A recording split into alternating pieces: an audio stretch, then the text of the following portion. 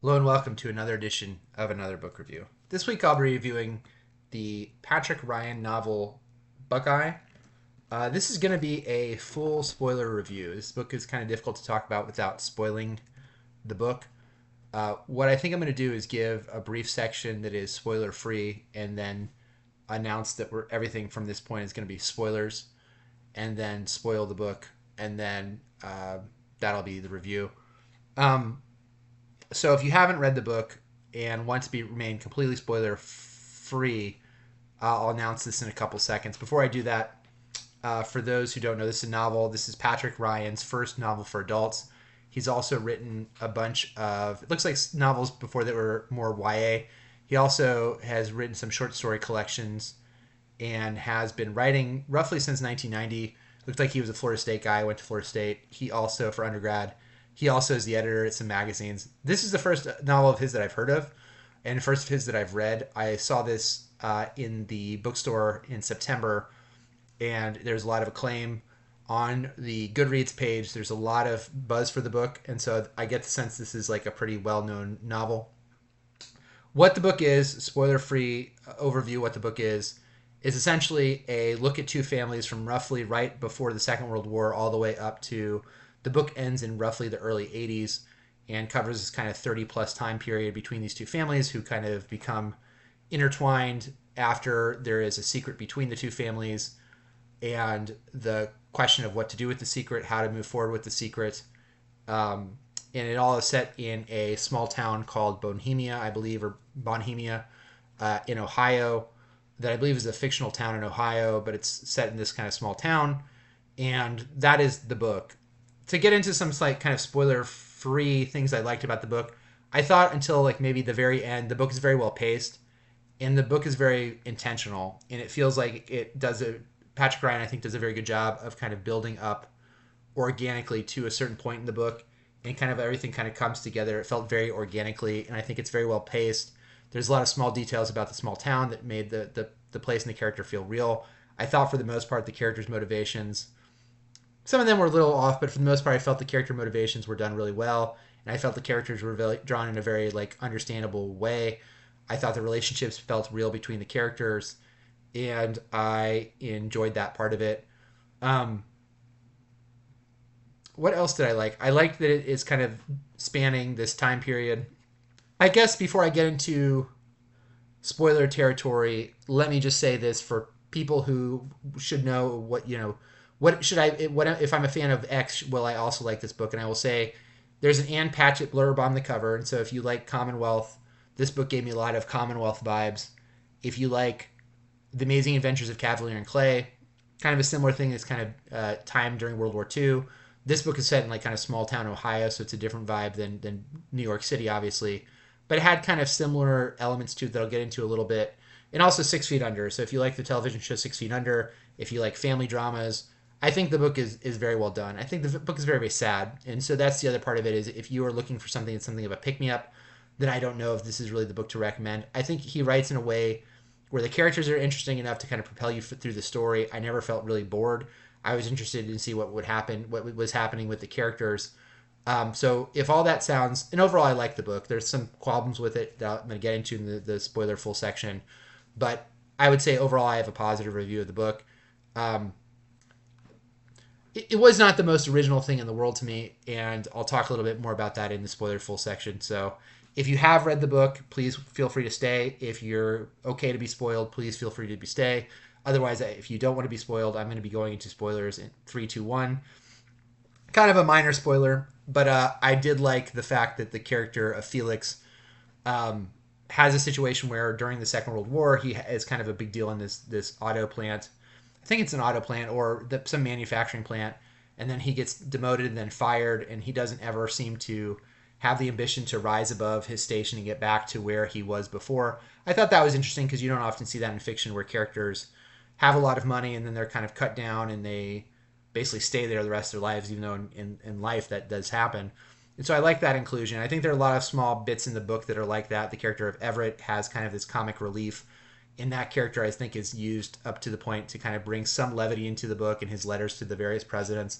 I thought was an interesting running gag. I think those are all the things that I liked about the book.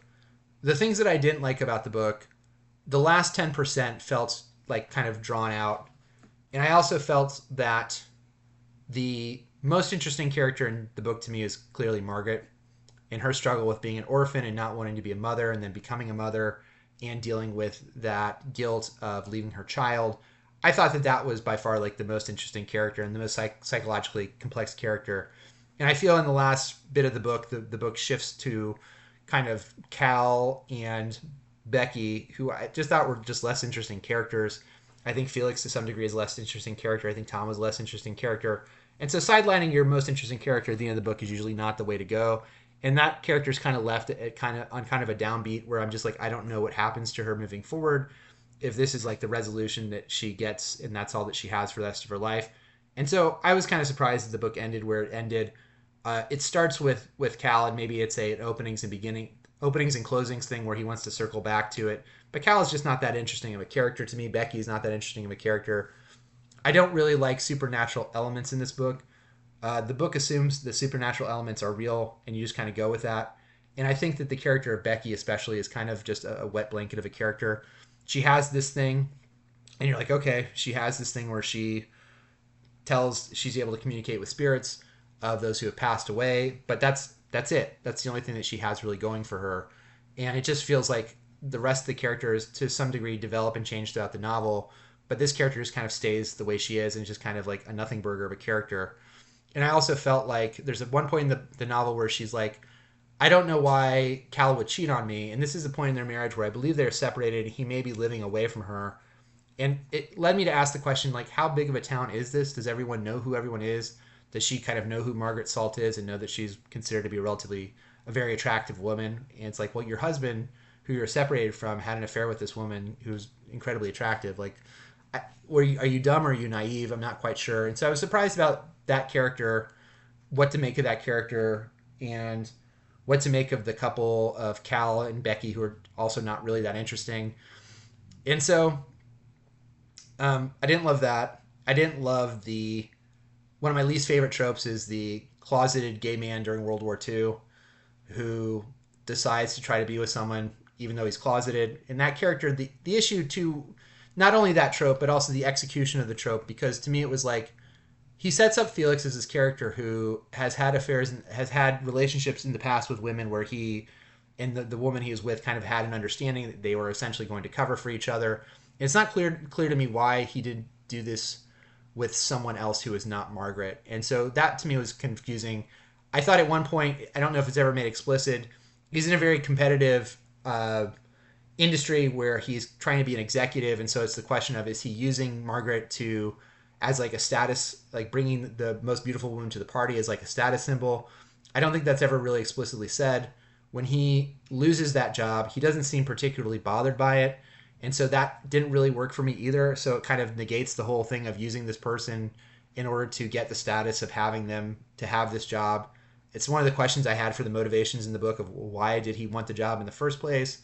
He doesn't spend a lot of time like bemoaning the lack of income. At one point he says he works for a job and he seems satisfied by the job, but he doesn't spend a lot of time like talking about, is he making half of what he was before and he's just okay with that? Is there any kind of struggle with that kind of lack of money? And that just kind of goes by the wayside. So there are a lot of the stuff that I feel just kind of went by the wayside in the book. And it's a pretty long book, so there was time to kind of cover some of those things, but it kind of all gets sublimated to the question of parentage of Tom and who are Tom's parents, who's Tom's father. Tom's mother is kind of never in question. And I don't know. Some people are going to be very interested in that, and others are going to be less interested. The book is very melodramatic. I mean, the book at the end, especially when Felix dies right before Margaret comes back, it's kind of almost a Victorian era trope. I mean, it really was a bit much. I enjoyed the book. I enjoyed reading it. But some of this stuff, I think there was a lot of death, a lot of sadness, and some of it was just maybe a smidge too much. Cal dying, I was maybe less bothered by, but Margaret not being able to have a reunion with Felix towards the end was, I think, maybe a step too far. I do like certain things in the book as far as, the Margaret character. I like the idea of this character who is known for who is a very beautiful woman who over time, she did things and used her beauty in the beginning of her life, and now she's regretting some of those things and refusing to do that. I like that maturation process and changing. and her kind of in small ways coming to grips with that. We didn't really get as much of her as an older woman or as an aged woman that I would have liked. I would have liked more time spent with that character after she had moved away, and we don't really get that. And that was kind of one of the things that was lacking to me about the book. Again, that to me was the most interesting character. We've now basically sidelined her, and you're like, in order to learn more about Tom's DJing, it wasn't quite clear why that decision was made. And the ending of the book, like I said, the last 10%, I felt like it kind of dragged, even though there were a lot of parts of the book that I enjoyed, and I enjoyed it while I was reading, and there was a propulsion to it that I enjoyed. There were just some things I just didn't care for. I alluded to this before, but it's not the most original plot in the world, and there's a lot of plots that deal with parentage of hidden parents and who is the parent of this child, and these two families who are fighting over the parentage of the child, or the two families that are blended and how they deal with them being blended. Like I mentioned, Commonwealth is this book is kind of similar into that vein as far as who are the parents of these children who take responsibility for them. And so I like Patrick Ryan as a writer. I really did enjoy his writing style. It's very simple. It's not flashy, but it propulses you through the thing. You're not confused as to where you are. It's very powerful. I think that a lot of the relationships and the power of the book comes from the relationships of the characters and the sense of time that these characters have spent with each other, and the sense of forgiveness and maturation over time, I thought was very powerful. I just wish he had maybe picked another plot that maybe had a little bit more originality, that did not feel to me so like paint by numbers, that I feel I've seen a version of the story before. And part of that is probably, like I said, The Adventures of Cavalier and Clay recently came out as one of the top 100 novels or top 100 books of the last 25 years. And so that book, the writing in that book is just, I don't want to say it's flashier and better, but it's flashier and I think stronger. That book, I think, runs out of gas a little bit more than this book. This book doesn't necessarily run out of gas. It just, the focus towards the end to me was on the wrong thing. But the tropes and stuff of that book, to me, carried over to this. And I just was like, would it have been a more interesting book if instead Felix, had some kind of medical issue and then had to reconcile with the medical issue instead of being like unattracted to this woman and his own sexuality and all that stuff. It just was not as maybe interesting to me as it may have been to other people. I liked the World War II sections, and I liked his writing on that and the guilt that Felix has after his men essentially die. I liked all that stuff. It just felt like bits of this book I thought were really powerful, but as a whole, I thought the focus was maybe on the wrong characters, and I think there's some characters that it could have been more developed. The character of Tom also, you have a character in his 30s who doesn't get a lot of screen times until the very end of the book. And also as a character, kind of like his one defining thing is like him feeling betrayed by these two couples, and how does he deal with that? And the book doesn't really have a lot of time to give to him to like work through what that looks like. And I think towards the end of the book, he's kind of come to some resolution towards the Jenkins, I think, is the Cal and Becky family. And so I think that there's a note that basically he has accepted that they are the only family he has left now that Felix is gone and Margaret is somewhat out of the picture. So overall, I would recommend the book for anybody who's fans of 6 Feet Under. Again, it gave me a lot of those feelings. There's a lot of death in the book, and a lot of what does family mean, and how does that change over time, and how do we change as people over time. I think there's a lot of that in the book. I thought the historical touches were nice, and there's a little bit of once the Everett character dies, that part of the book kind of goes with him, but that levity was appreciated as well. So I would be interesting to see what Patrick Ryan does next. I'd be interesting to see if he's able to kind of come up with something a little bit more fresh and original, instead of kind of this, felt almost like you went into a machine and grabbed kind of a generic plot and did a lot with it. But I wish that he had maybe done something that felt a little bit fresher than this. Buckeye by Patrick Ryan. I'm not sure what I'm going to be reading next time.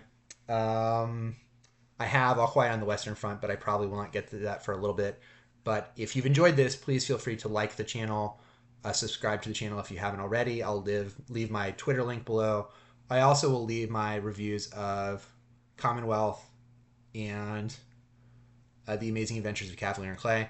If you've read Buckeye, it looks like it's a pretty, like I said, it's a pretty popular book. If you think my reviews are way off, or there are parts of it that you liked and didn't like, please let me know. I thought the letter was kind of stupid, and it felt like a really big run up to absolutely nothing that really did not add to the book. I'd completely forgotten about the letter at the end of the book. It also made me again realize how much I didn't like the last chapter being focused on Cal and Becky, because they're not that interesting. So strange place to leave it, but Please feel free to leave comments below if any of that interests you. Otherwise, until next time, bye.